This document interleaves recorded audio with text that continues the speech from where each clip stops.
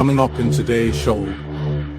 You were accosted by several Gardaí whilst beating the bower on with a straw hat on, and it didn't knock a steam out of you. So, 4 years of business studies in one sentence. One sentence. please, Diarmuid, we'd like to hear that. It depends how you count it. So you're on your 6th or 7th booster now, Diarmuid, are you? No, I didn't. But I did get tested twice. Do you regret that? I do, actually. Second richest country in the world. Yes. Yes, for a number of years. And then one day, we woke up, and no, we weren't the second richest country after all. Do you know what I mean? This mimics a tinfoil hat, basically. Indeed. Yeah, And- yeah, and- yeah. Okay, fair enough. And the interesting thing about the tinfoil hat, Not all superheroes wears capes. Some wear wellies.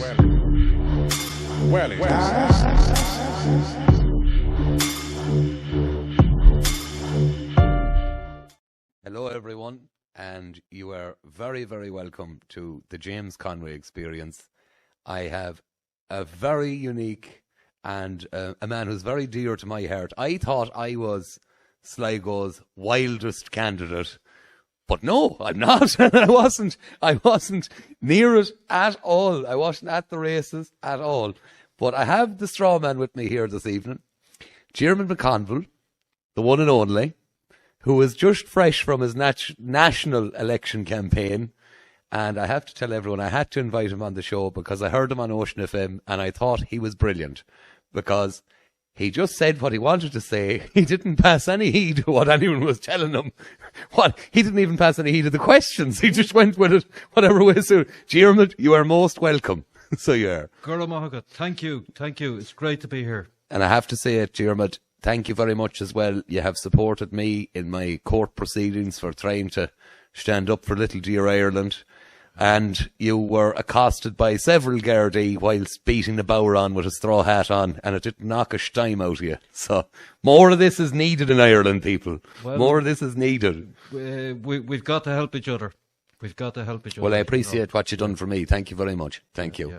So let everyone know who you are and where you grew up and where did Diarmuid become the character we see here today.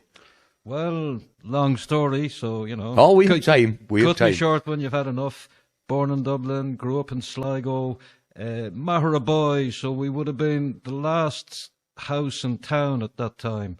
Tim's had a farm next to us, so there was houses, there was our house, and then there was Tim's farm. So we were in the town, but we were right on the edge and always be, you know, wandering out the country and that kind of thing. It's all built up now, and there's even more coming, but we'll talk about that later. I suppose you could say I'm a fierce multicultural sort of guy. Yeah. Mother from a European country. We spent a couple of years when we were kids out in Africa. Yeah. Beautiful, amazing, learned a lot out there. And foolishly decided to study business studies. Yes. At university level, and if you want, I can summarize 4 years of business studies in one sentence. One sentence. Please, Diarmuid, we'd like to hear that.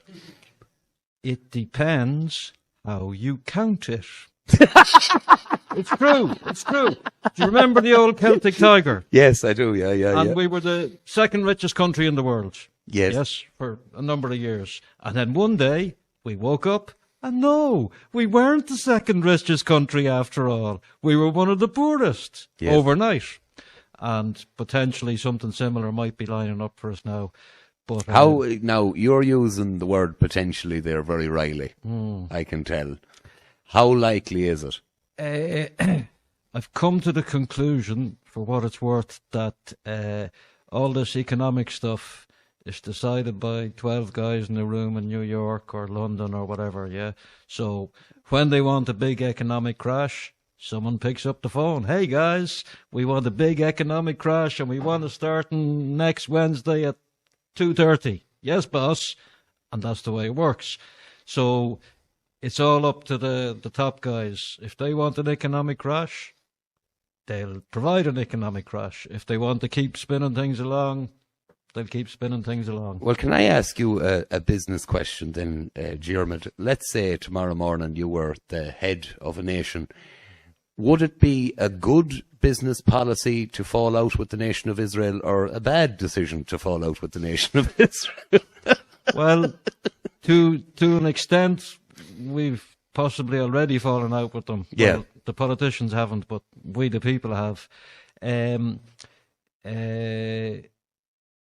would be possibly a wee bit on the dangerous side, but, live dangerously.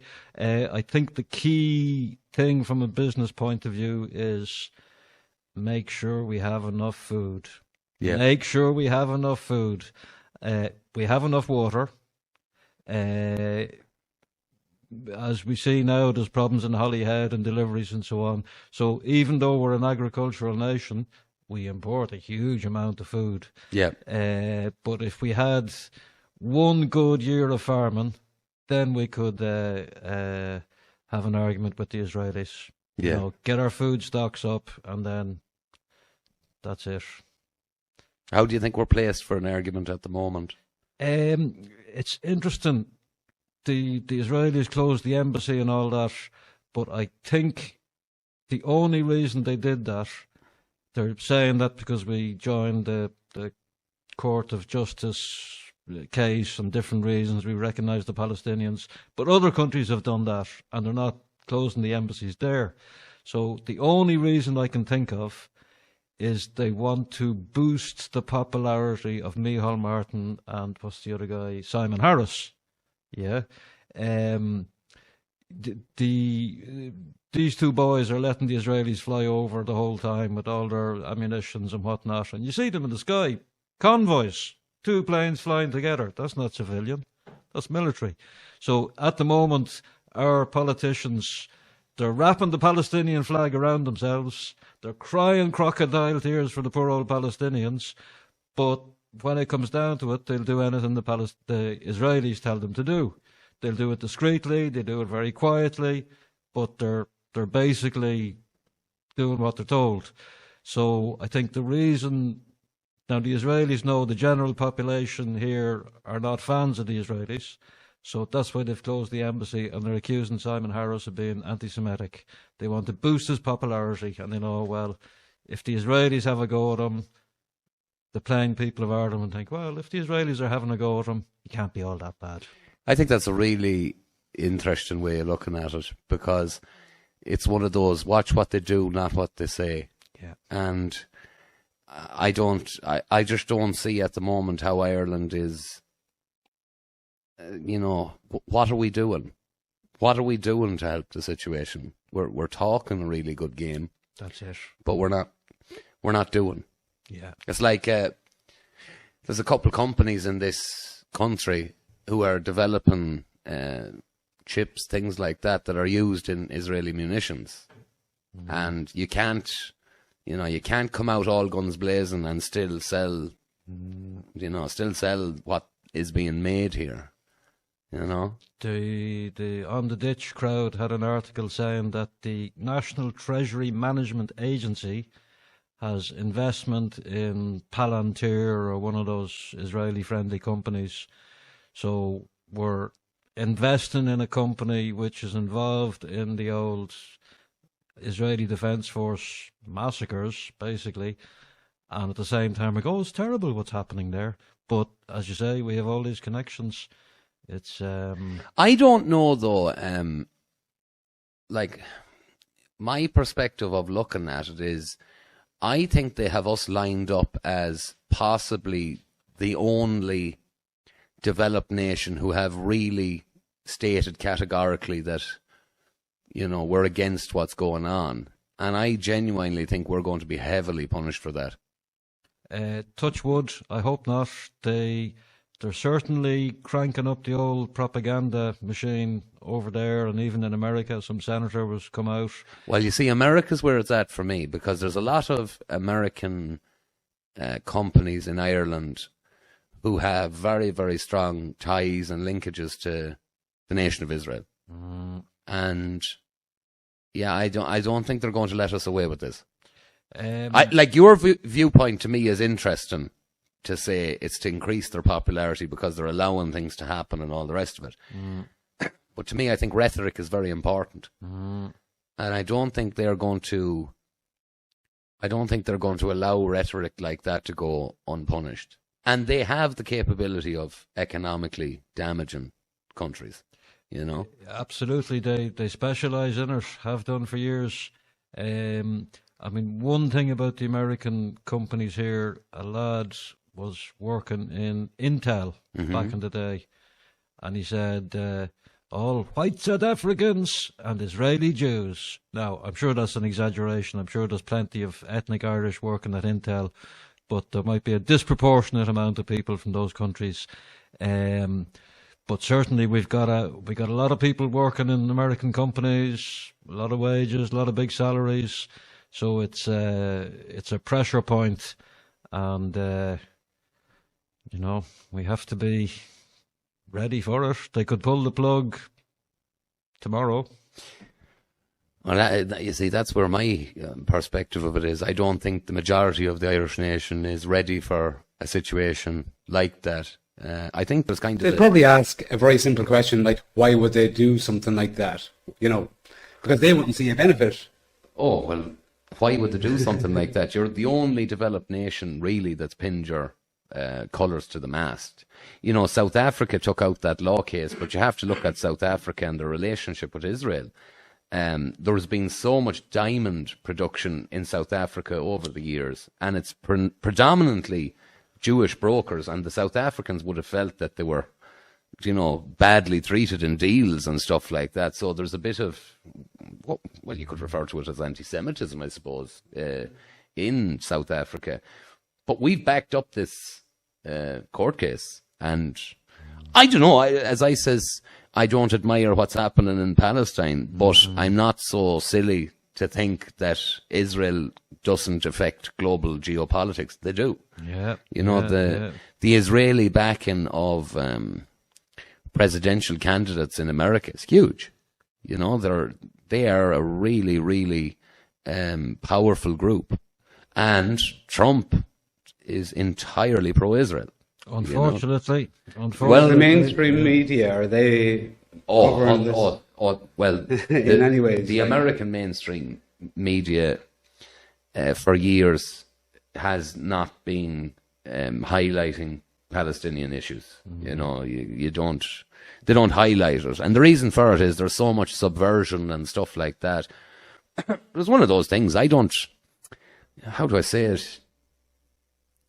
Israel has done a really, really clever job of garnering control of other countries' media and politics to a great degree.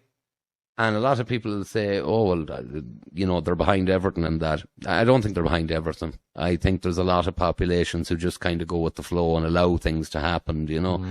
But I do think Ireland is going to be particularly punished. I really do. I remember the shock I got years ago when I was researching who owns the various media groups in Ireland. Yes. And a shiver ran down my spine when I thought, hang on, all the major media groups in Ireland they either have big Israeli backing, or they're partnered with Israelis, or like the Irish Times, you can't figure out who owns it, so it might as well be the Israelis. So we even have RTE guy would be sympathetic, an Englishman, but sympathetic to the Israeli point of view, and he's the head of RTE. You have a guy in Commission Amman in charge of the internet, another Israeli sympathetic person from England, and these are relatively recent appointments, so they have a lot of power here. Have you noticed a pattern that an awful lot of the, we'll say, leadership of kind of important Irish sectors, policing, RTE, why all of a sudden does it seem to be there's a lot of kind of English who are in those positions?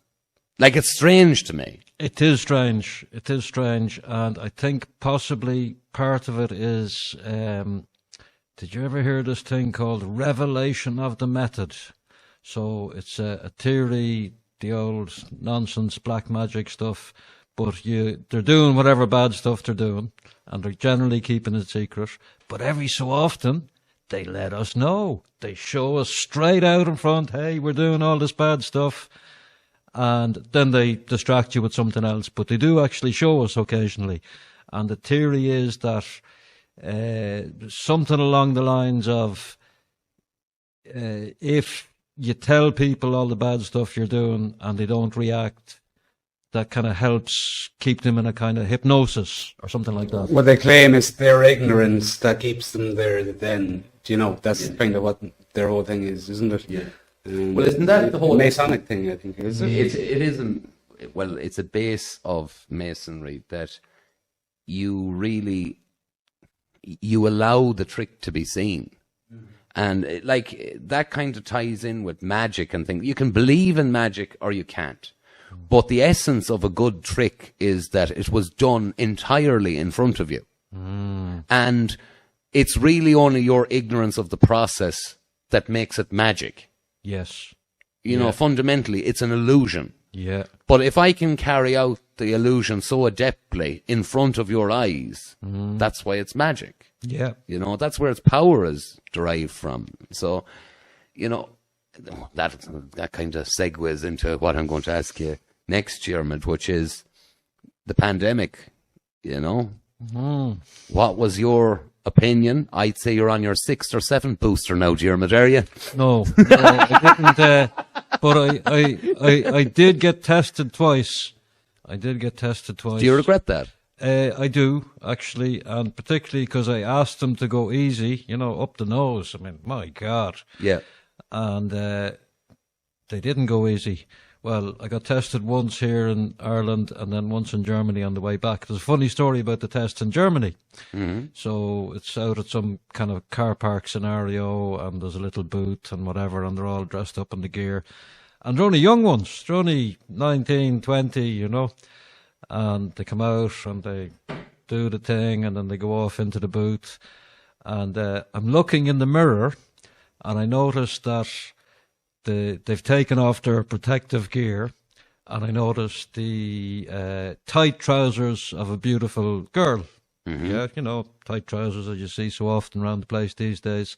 And next thing, I see your man's hand on her backside. And these guys are supposed to be testing for a deadly pandemic virus. And then the guy sees me, he notices that I've seen him, you know, and then he's all professional and puts his gear back on. Oh, yes, you're fine, you know. And it was just funny that in the middle of this supposed pandemic, now, in fairness, for a couple of hours, maybe 2 weeks into it, when the traffic starts going off the roads. It was a couple of weeks in, and suddenly there's very little traffic on the roads. And for a couple of hours, I thought, maybe Leo Varadkar is telling us the truth here. Maybe. But that only lasted a few hours, and I said, no, they're lying. And it was, you know yourself, it was bizarre. What's your opinion of it now? What do you think occurred? I don't think, I don't even think viruses cause disease. I think there's various scientists and doctor chappies and whatnot are out there going, look, what the virus thing comes from 1955 and Frank Anders, I think, or Enders, and he won the Nobel Prize sometime in the 50s. I've discovered the viruses. I'm so amazing. Here's your Nobel Prize, sir. And there are people who dispute that. So they are finding bits of DNA in the microscopes, but the bits of DNA that they find are just bits from your own DNA or bacteria or, you know, stuff like that, kind of scrap old bits of DNA, and they're saying, oh, this is a fragment of a virus. So that's the theory I've heard, and I like it, and I'm running with that. I believe in bacteria, but not in viruses. So I don't think there was, people get sick the whole time, you know, and the flu disappeared when the COVID was around. So all you have to do is go, okay, if you got flu, we'll call it COVID, and there you go, there's your sick people. I I'm not a fan of the old mobile phones as well, and I think there's potential there for, special zap operations. James has been a nice guy up till now, but you know what? You need special treatment. Program in that daga daga daga. That's why I have my little electrosmog meter for detecting. You don't use the mobile at all. You use strictly the landline. Strictly the landline. Now, I was an early adopter of the mobile phones back in 98 or 99, sometime like that, and I was chuffed. So yeah, I got the phone and everything. But I did notice that after even a short conversation with someone, I'd have a pain in my ear. And I got in contact with the mobile phone company, and they were very rude to me. So I thought, oh, that's interesting. They kind of laughed at me. So I'm a customer. I'm coming here with a genuine concern. If you're going to laugh at me, there's something not right. The other thing I noticed was that for the first, say, 10 or more years of the mobile phones, it was very expensive to ring a mobile phone from a landline. It was crazy money. But to ring a landline from a mobile phone was reasonable. So it was clear that for 10 years at least, the economic thing was to push you into getting a mobile phone just so you could ring other mobile phones at a cheap rate. That's an awesome observation.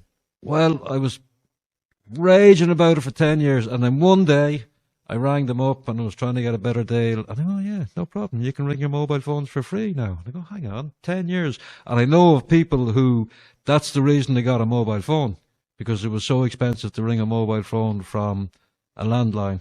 But then they had enough penetration. They okay, we'll let you ring the mobile phones for free now. One of the things, there was rental on the landline as well, wasn't there? You were paying for the service of it. That was actually, it was quite expensive at the time. Yes. It's a bit better now, but they were definitely making it more expensive on the landline than on the mobile. So it was a push thing. Come on, why waste money, But it's interesting, they're still heavily advertising mobile phones, even though everyone's got one. They're still pushing them big time. And there's a bit of a movement, there are various people around the place, and even some youngsters. And the argument a lot of parents make is, my kid needs a mobile phone, otherwise he's going to be left out. But this particular youngster, I know, the parents gave him a phone, all right, but he's just not interested, But he's... What's his line of thinking behind that? Because that's unusual for a young person. Yeah, I think it's a distraction. I think he doesn't need it, You can call to see your friends. You're in school with them, so you can make an arrangement in school. I'll see you this afternoon or whatever. It's a distraction. And also, as it happens, he's quite a tall chap. And he reckons it stunts your growth. And his other friends who have mobile phones disagree with him, but as he says, they're all smaller than me, so it doesn't matter. Yeah. So, and I think it's a confidence thing as well.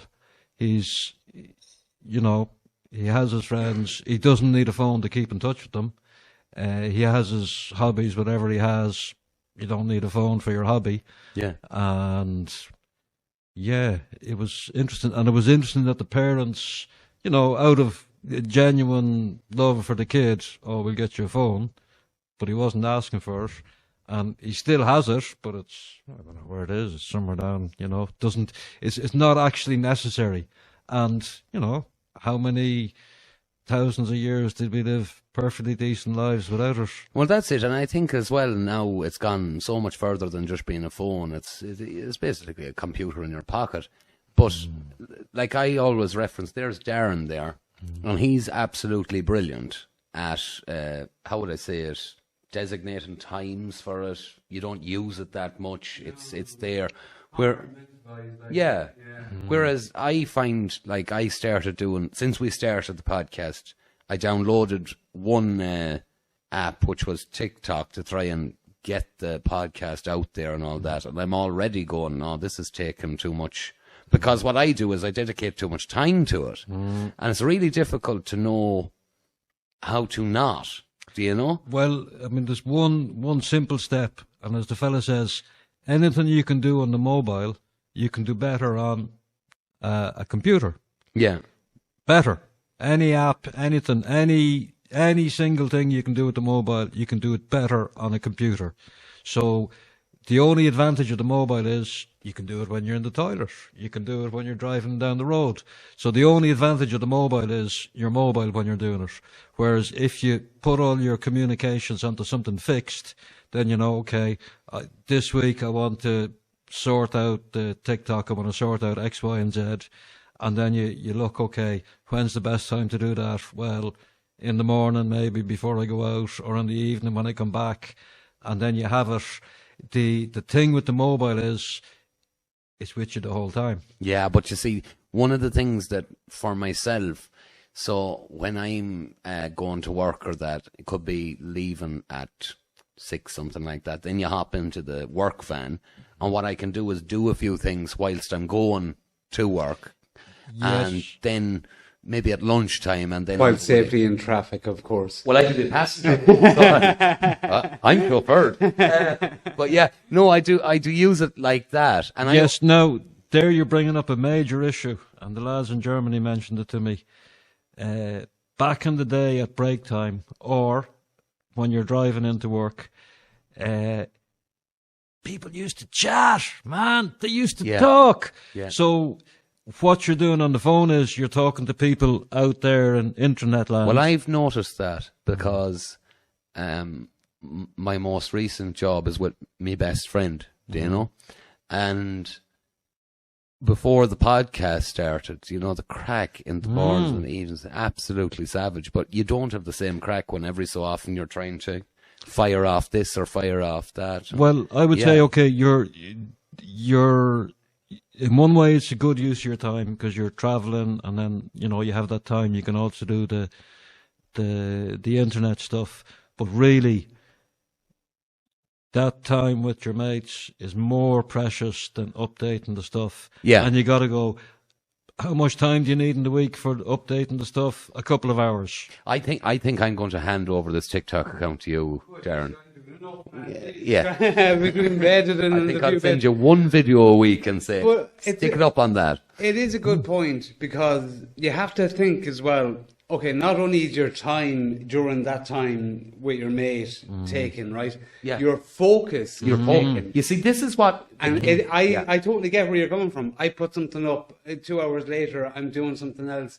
I'll nearly find myself going to the computer just to see. Check. Yeah, you know. Yeah. Now, at least you're only whipping it out of your pocket, maybe having a quick look. Whereas for me now, because I don't really do much on the fucking phone, I'm finding myself going in, you know. Yeah, into the computer. Yeah, and then into the house, and sure, while I'm in the house, I'm doing this, I'm doing that, and then like, you know, so all of this, it is all about focus, you know, and for me, usually I'm very focused on one thing, you know, especially when it's work or work related. Yeah. But I do find that definitely it comes into my head when it shouldn't be. And, you know. Well, my thing with it is, we started this with the best of intentions that it would be one episode a week, record it, put it up.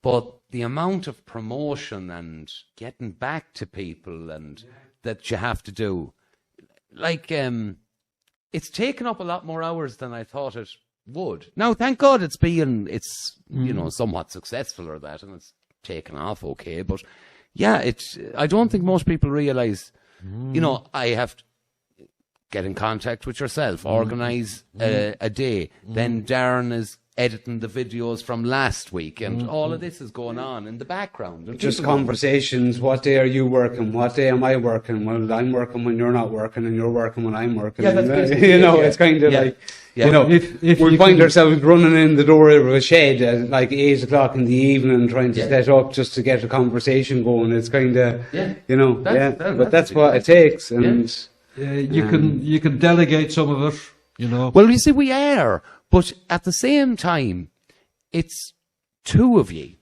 So both of us are still working. Do you know what I mean? So when can we meet up? I can meet up at this stage. It's the same thing as Darren says there. And then you have to get in contact with the person who's coming and see, does that suit them? Which is another aspect of it, you know? It's just like getting back to the phone. I think there's a lot of people that you see and you say they're stuck to the phone, but they might have a lot going on.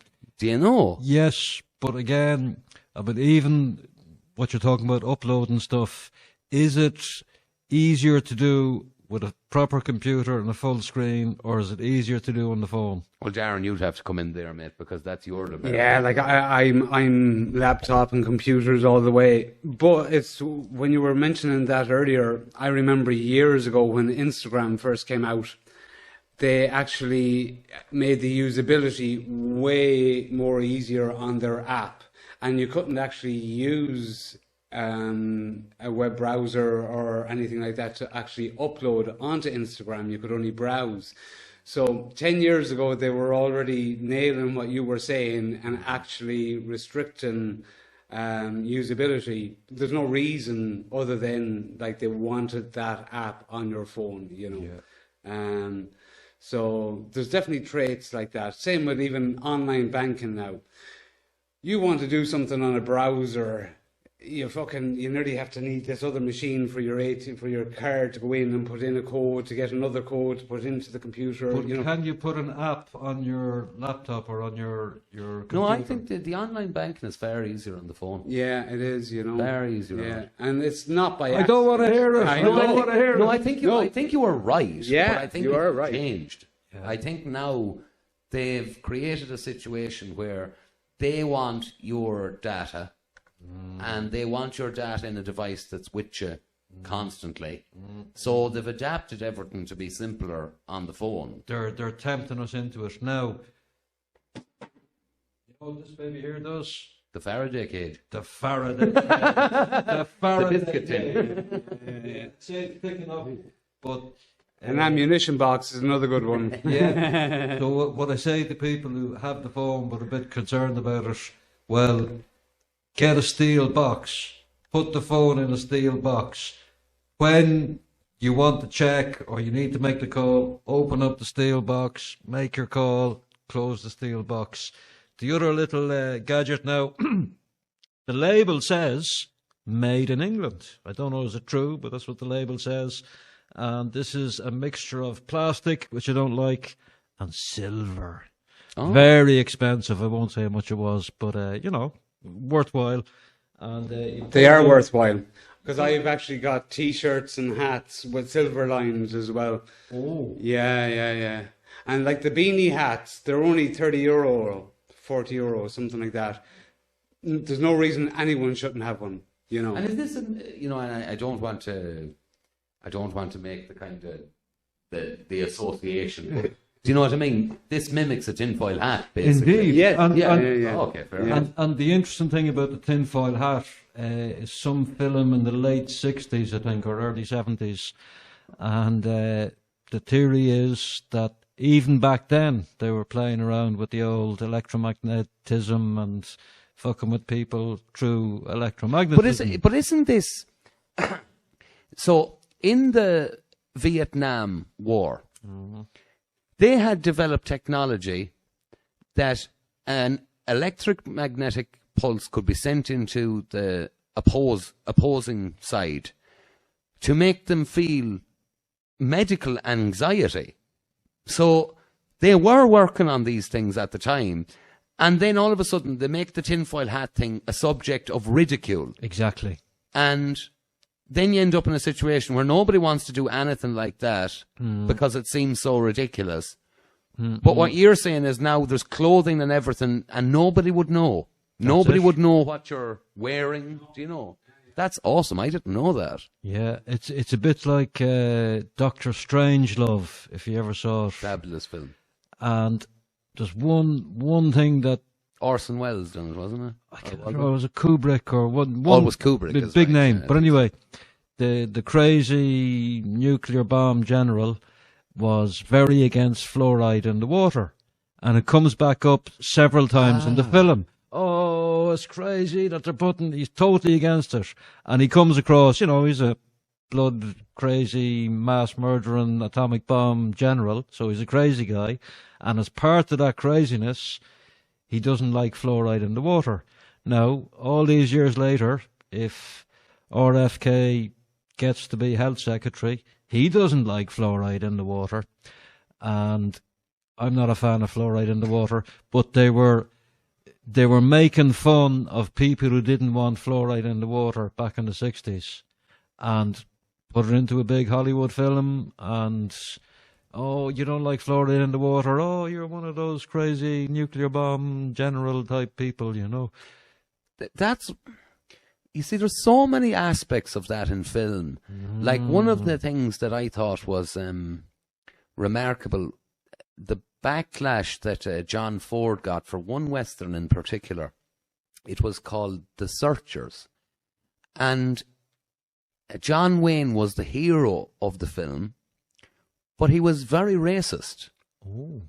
And he got an enormous amount of backlash for portraying the hero of a film as someone who he didn't like the Indians. And it wasn't this kind of thing, oh, they're all on horseback, I'm going to shoot them. No, he genuinely despised them.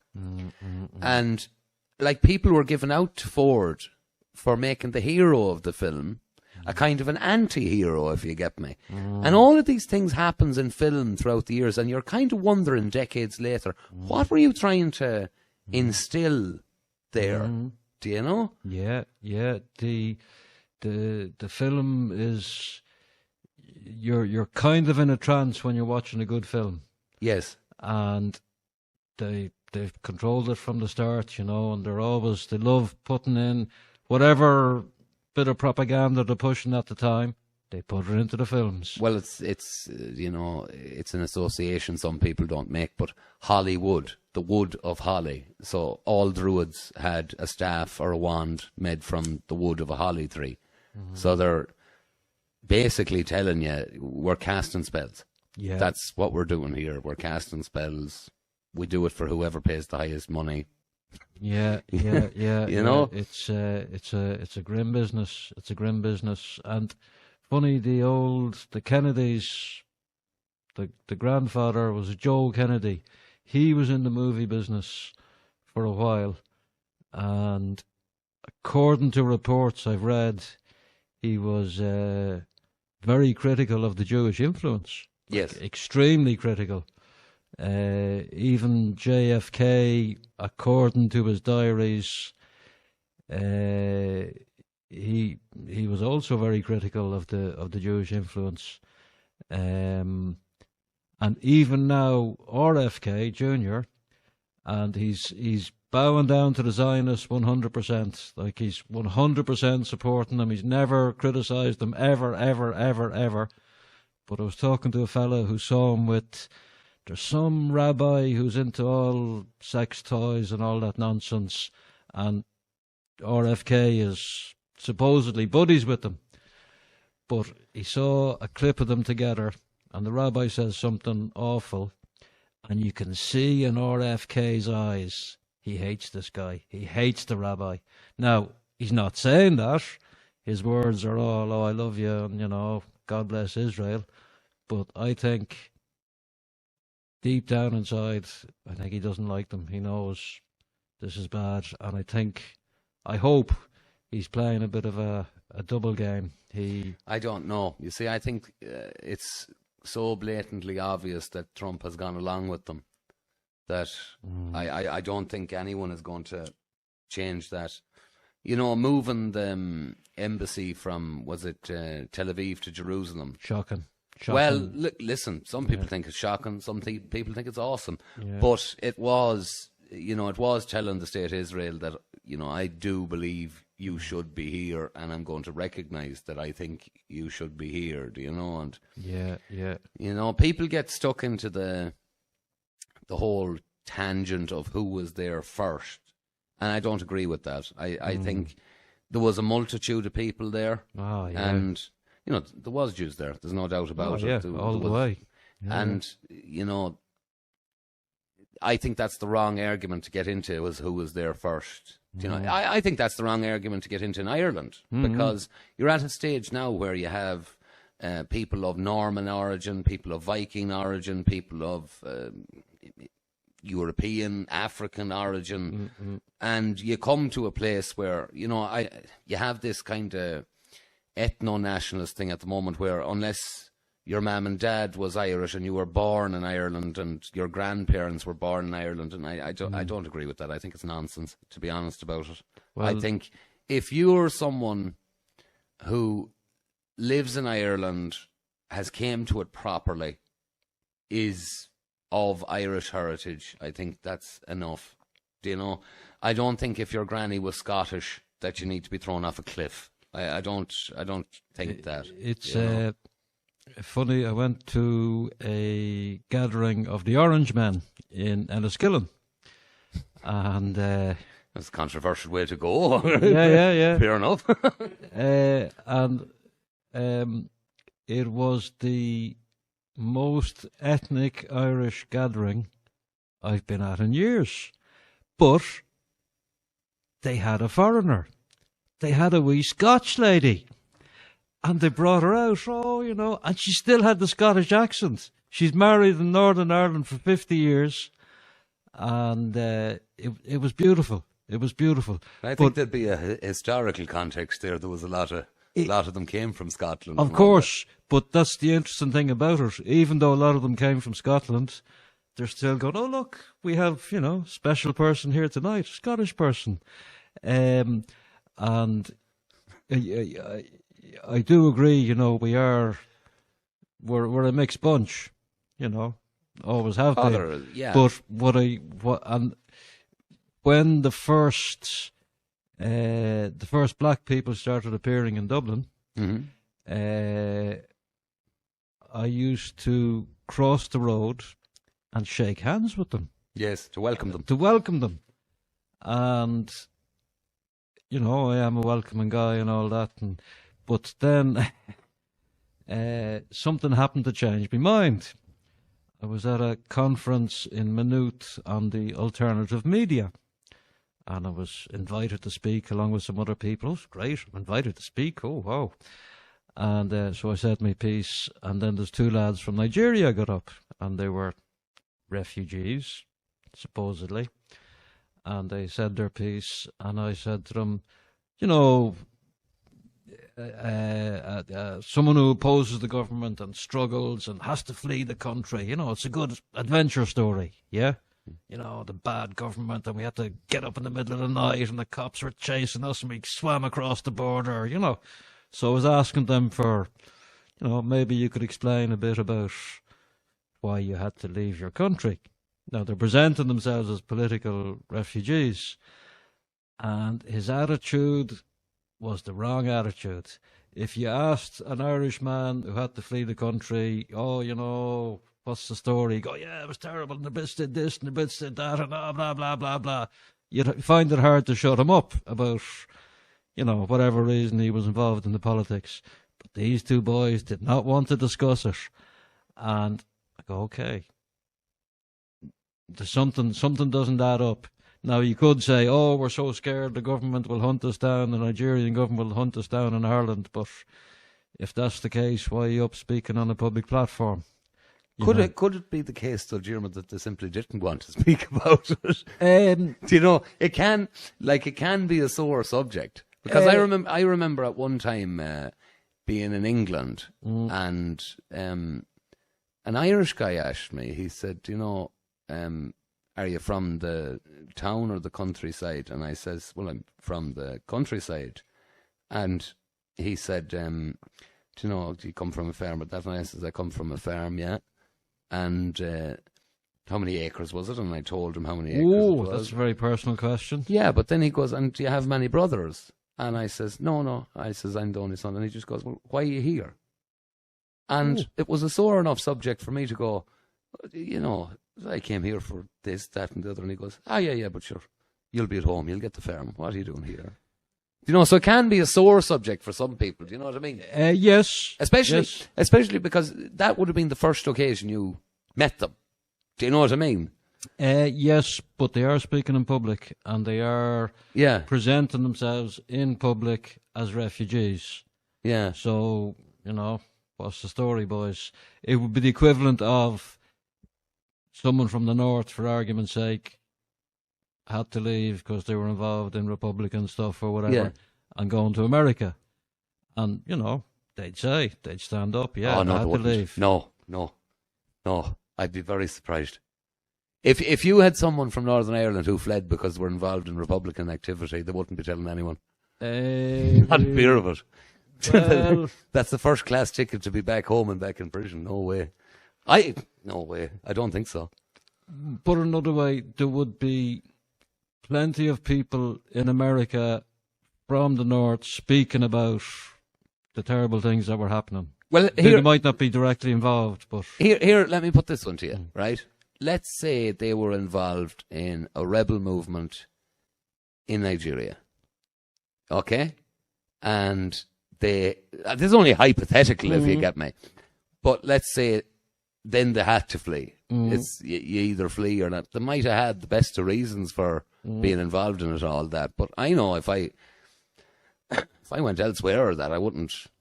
I'd probably come up with a different story to try and keep this kind of suspicion away or that. But, I reckon there's a lot of people in that position. Do you know? This Yes. is where the problem with the no vetting comes in. yeah. Because we don't know, there's people who flee their country for one reason, and there's people who flee their country for another reason. So, like a simple thing, let's say someone is the town drug lord, and all of a sudden a new town drug lord arrives on the scene and basically says, I'm going to find you anywhere you are, and then he hops on a plane and heads to Ireland. Well, he's still a drug lord. Do you know? He's not going to exactly sit around for a week or two and figure things out. He's going to go back doing what he knows how to do. Yeah. And I reckon this is when the trouble starts with no vetting. Do you know? Yeah, I mean, it's like your man from Zimbabwe who kills his second wife and one or two other people.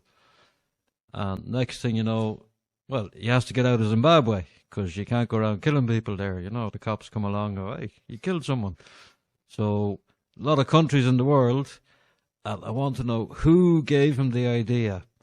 Red Cow Inn in Dublin. That's where you want to go.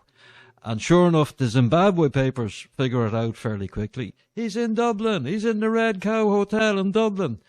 And the Irish papers like, oh no, misinformation. The cops go to the Red Cow Hotel.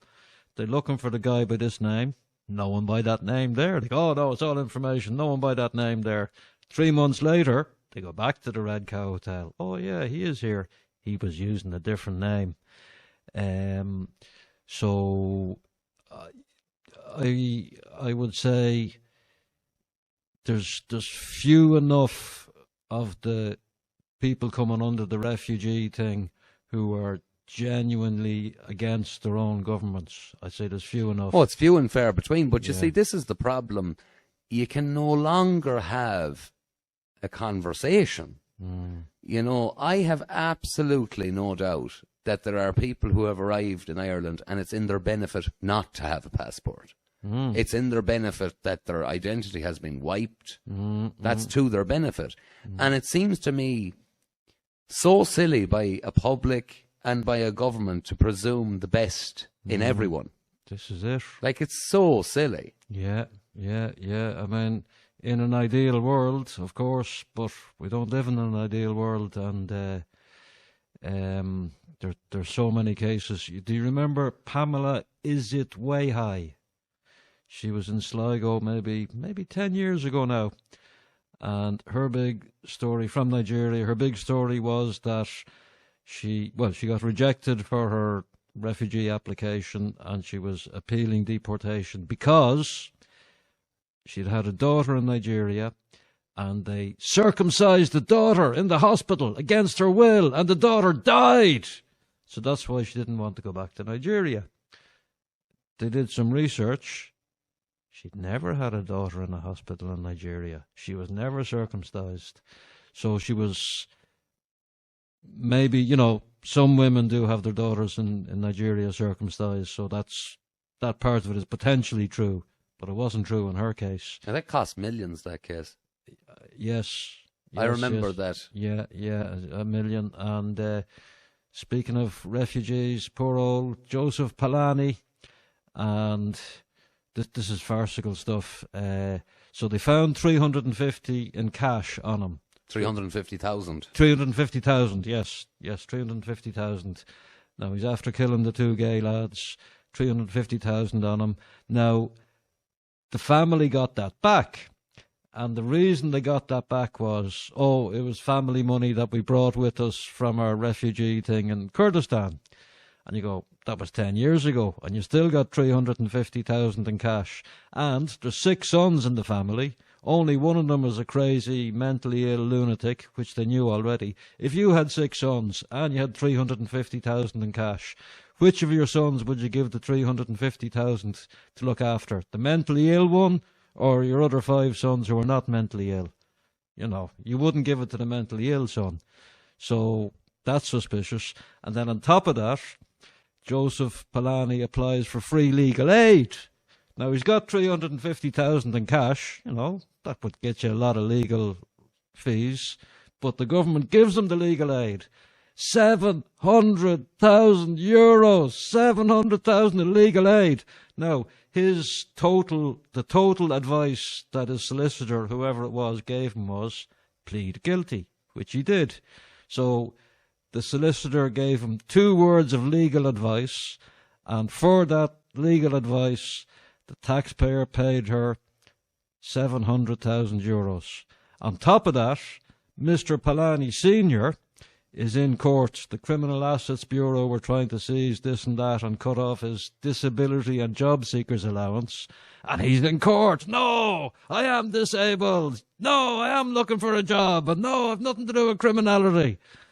And it becomes slightly farcical. And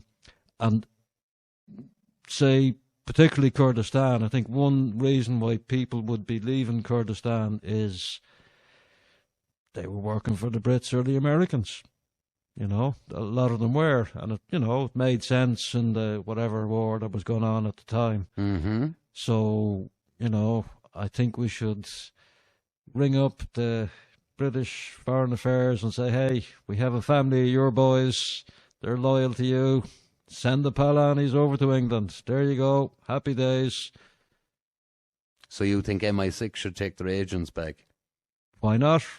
Why not? It's I know it's gone to farcical levels. Can I ask you on that case? And you would have been around Sligo at the time, as was I. There was, a period of time there where it looked like everyone had woken up to the danger of this kind of let everyone in, everything is equal, But what I found really strange about it was, the victims were homosexuals. But the homosexual community came out in a very strange way and basically said, no, we're not going to recognise that there was any racial aspect to this, that there was no religious aspect to it. And there was. Like the man himself admitted. Yeah.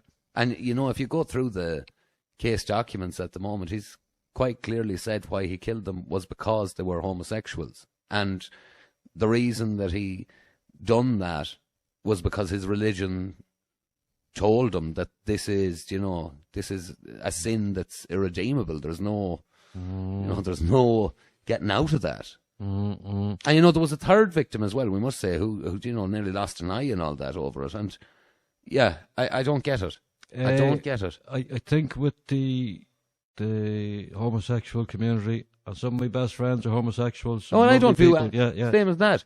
But it's tightly controlled. You've got your leadership, you've got your funding streams, you got your key people in the different areas, and this is the party line, boys. And there would be some quite strong divisions in the homosexual community. You know, there'd be. Well, I'm aware of that too, and you see, from its very formation, it makes no sense. Yeah. Because a gay man and a lesbian has nothing in common at all.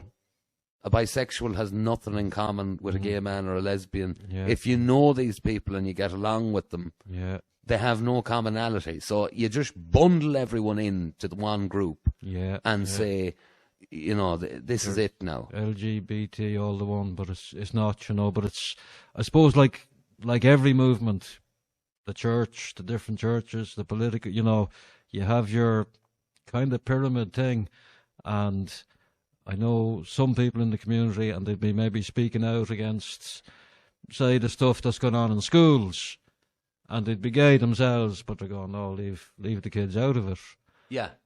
But they'll be ostracised. They won't get the invites to the parties. So it's all controlled, you know. If you Well, I had a really interesting conversation with a lady, she's a lesbian, and she told me, do you know, in the initial periods, there was a lot of a drop-off when the B was added, the bisexuals, because a lot of people went, no, you're either one or the other. yeah. And then when they said that, it was like, no, we're all here. And then as the letters was added, there was more of a drop-off each time. Interesting. And I think the main one where a lot of people are dropping off now is the T, which is the transgenderism. But there is, like, you know, there's a plus. And the plus, to me, I have a fair idea where the plus is heading to. And I don't think there's a lot of people in favour of that. But is this movement going to keep going on and on and on? And, you know... I hope not. I think it's interesting that they're so set against the reversion therapy, whatever you want to call it, and there's quite a big movement of people who used to be homosexuals, and they just got out of the habit. I would regard it purely as a habit, and maybe as a thing for teenagers, a certain phase, you know, you'd be horsing around or whatever. And it's personally, I think most cases it's purely a habit. Any habit, you can, you know, retrain yourself. And I don't know if it's a habit or not, but one of the things that I find really annoying about the modern age is that some people use their sexuality as their identity. And I hate that. You know, the last thing I want to know about you is what you like to do in the bedroom. I couldn't care. I really don't care. 1,000 other things to talk about. That's what I'm saying, you know. Yeah. As long as you're not bothering kids or that, this is it. You know, I'm not concerned. I've read some accounts of people who've converted back to heterosexuality, and he was saying when he was a homosexual, he was very involved in the movement. So his whole life was organising the homosexual meeting, going to the conference. You know, it was a big part of his life, the activism around it. And then, you know, when he started thinking differently, then that whole part of his life, that was part of the excitement of it. We're in this group together, we're going here, we're going there, we're doing this, we're doing the other thing. Now, you know, I do think, I definitely think it's being promoted. You know, it's not just, oh well, some people are like that, so go off and do it, which would be my attitude. Yeah. You know, if you're like that, well, don't harm anyone else, off you go.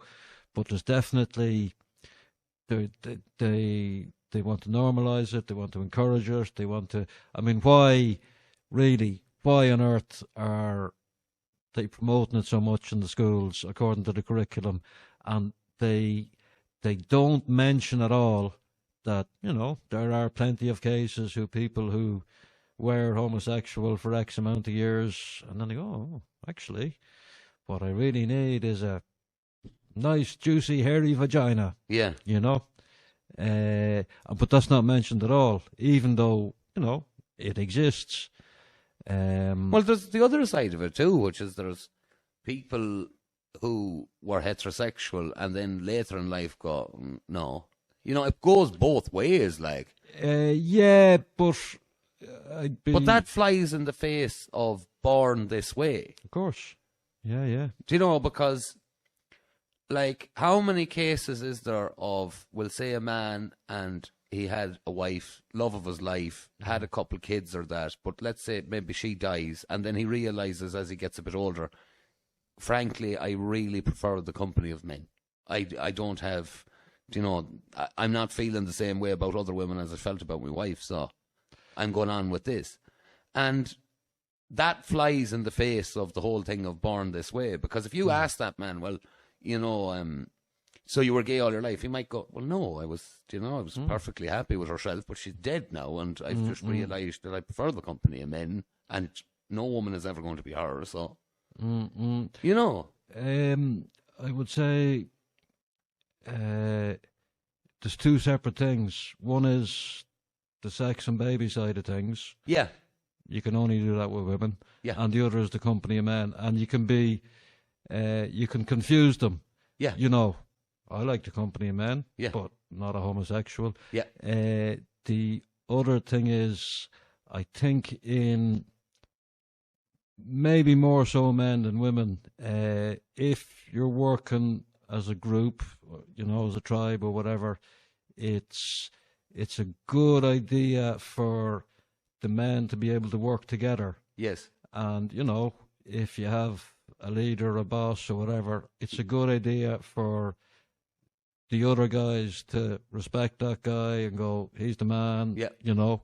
So it's there's natural things in men that we work together, we like each other, but that's confused them with the whole homosexual thing. Yeah, everyone head to Patreon and Spotify for the next part of the interview. Anything interesting to close? No, I'll tell you what. Head to Spotify or Patreon, because we're going to get into the election thing, and what you have to say is so controversial that I like my YouTube channel. So everyone, head to Spotify or Patreon, and we'll continue our conversation. Well, there. just before we do go, can you just tell us what that device is on the table there, and why you have it, and the importance of it? Because I have two myself. It's an electrosmog meter made by Cornet Microsystems, made in the USA, apparently, not in People's Republic of China. Expensive bit of kit, but it measures different electromagnetic properties. I usually use milliwatts per square meter. And there's electromagnetism everywhere. We use it in our bodies, in our brains, in our hearts. The sun is electromagnetic, the lights, it's all over the place. And everyone's built a bit differently. I've noticed I'm maybe a little bit more sensitive than some other people. And it's very interesting working with different things. For example, on the mobile phones, I was using the mobile phone the other day and I had this gadget up to it. And surprisingly, when I was flicking through the menu trying to find out how to make a call on it, that was one of the highest readings. And when I was actually on the call, it was considerably lower. Still not a safe level, but considerably lower. So one of the highest readings on it was flicking between the menus. I think if you download data, that's a high reading as well. I've noticed, say in Sligo town, for example, you have huge differences in the readings. On the river, the Garavogue River, say, you got the glass house to your back, you're looking upriver, you got Cafe Oast on your left, you got the other Rockwood Parade on your right. So the Cafe Oast side of the river is very low readings, but the right-hand side of the river, looking upstream, is very high. So just the width of the river, a huge difference. Wine Street car park in Sligo, bonkers, off the scale. I've tested that, and actually the glass house in Sligo that's if you look up, yes, that's where it all seems to be coming from there. Yes. The doors of the courthouse, massive. I mean, you'll peek a Trifield at the doors of the courthouse. I thought that was mad. Yeah. You're from Manorhamilton. There's a tower. It's not a tower, so it might be a tower now. Down there along the railroad, kind of. Yes, yeah. That is nuts, absolutely nuts, and the amount of residential houses around there.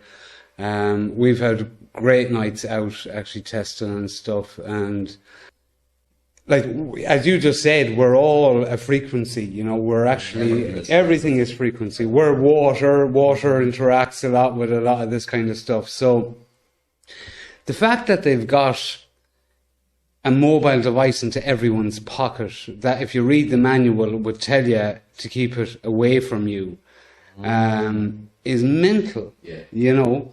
And as that, what was that girl? She ran in the election one time. She was absolutely O'Donnell, Mary O'Donnell, yeah. On the 5G subject, she was brilliant on it. Yeah. And she said the fact that young men carry it in their pocket beside their beside their genitals where their fertility is coming from and all that. We have to finish. We do indeed. Diarmuid, just before we go, what are you smoking, Diarmuid? This is not a. Wait till I get a close-up shot. I certainly would. What are you smoking, Diarmuid? a product called Herbacco. Ingredients include marshmallow leaf, rose petals, raspberry leaf, red clover leaf, fruit juices and honey. And there's also some extracts of herbs in there. All perfectly legal. A lad up near Ballyshannon makes it. He's exporting it to Holland and all sorts of places.